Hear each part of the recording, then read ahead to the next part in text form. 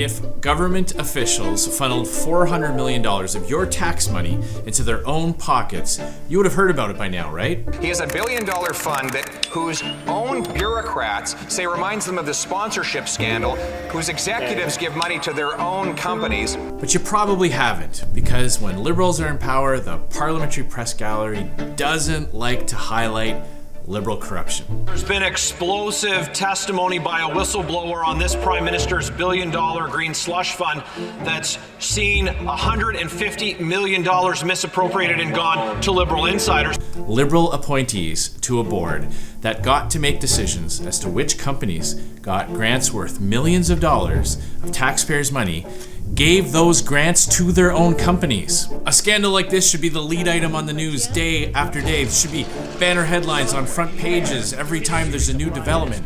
There should be shadowy figures in parking garages smoking cigarettes, handing out documents to hardworking investigative reporters.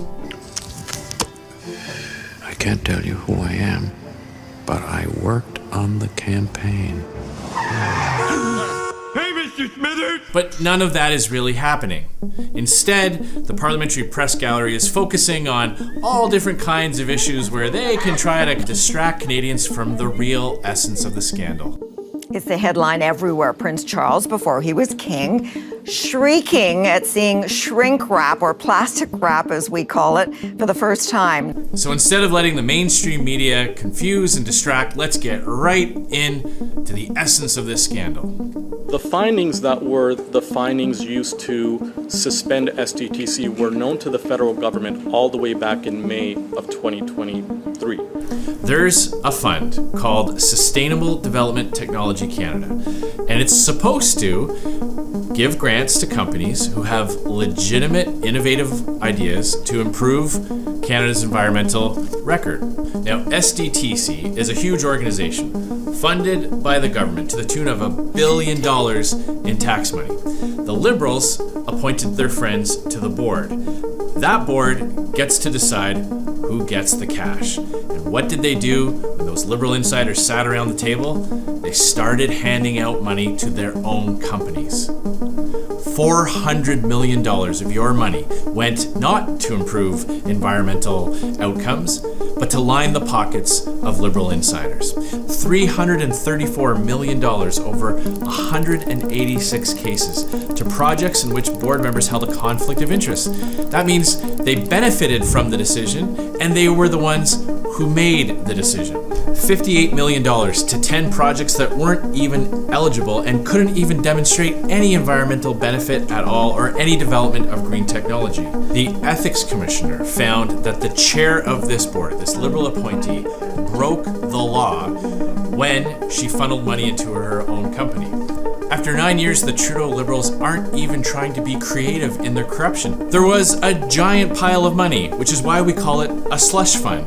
And the Liberals on the board that got to make the decision as to who got the money gave it to themselves. This is so blatant, it got caught the first time the fund was audited. If this storyline were part of a movie or a television series, it probably would get rejected due to lazy and bad writing. How do we know this? It's because a brave whistleblower testified at committee and blew the lid wide open on this gross corruption scandal. Here's what the whistleblower said.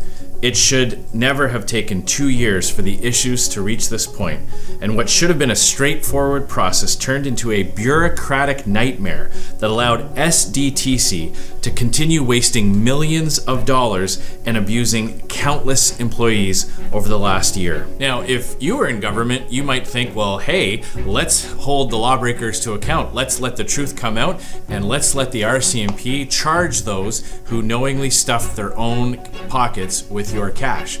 But instead, what are the Liberals doing? They're fighting this tooth and nail. They're actually paralyzing Parliament to keep these documents hidden.